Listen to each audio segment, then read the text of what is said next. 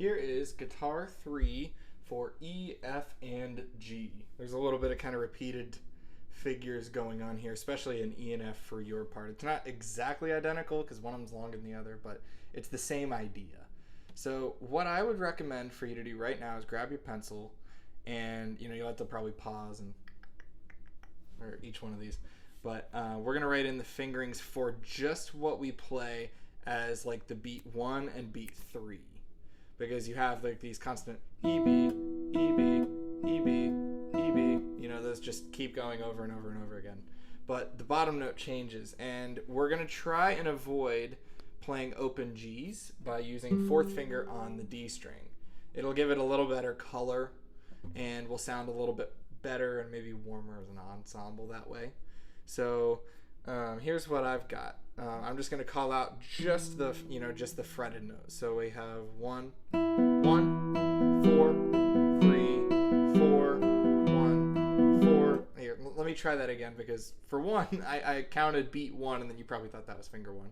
So we have we're off beat 1. That's a rest. Then all of these, we want it to just kind of like let vibrate, so just let them ring. It says that on top of your music, I believe. Yeah, it does. Sorry.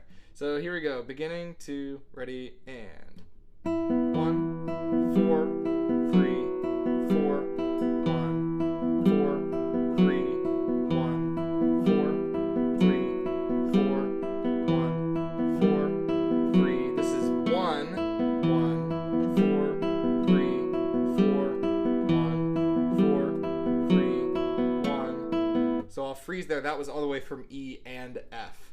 Now the couple of weird higher notes that you heard that I also said 1 is on the G string. That's your A.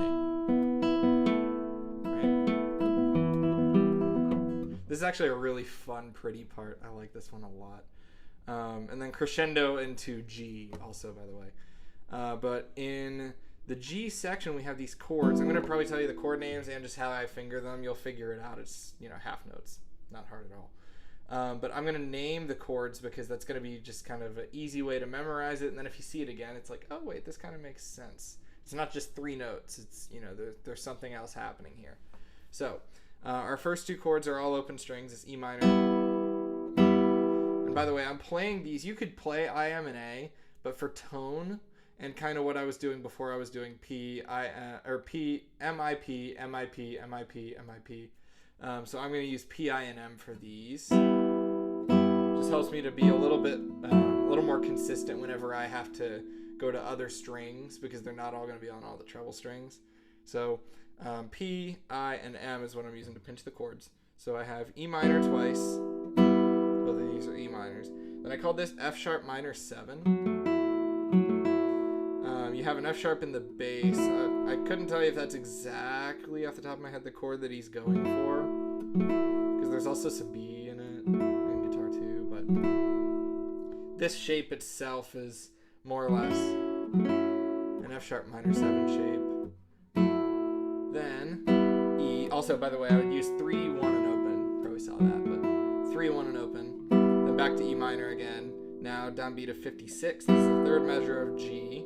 So we have E minor, then first finger on the B string to make C, shift that all up 2 frets for a D major shape, A minor. So now all together we'd have E minor, F sharp minor 7, E minor, C, B, A minor, and then it kind of repeats. E minor, F sharp minor 7, E minor, C, B, A minor. And by kind of repeats, I mean it's actually literally the same thing.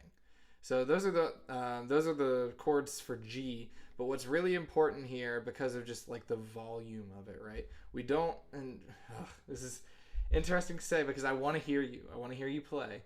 But with the balance of this particular part, because of the fact that guitar 1 and 2 are both doing harmonics, and guitar 3 is just kind of like droning something kind of similar to what we just had. They're doing something kind of similar to that. Our part is going to be very loud, very easily. And we have to make sure that we don't overplay our part. I want to hear you, but I don't want to only hear you. And this was something that the composer specifically pointed out. He's like, make sure guitar 3s in G are not too loud.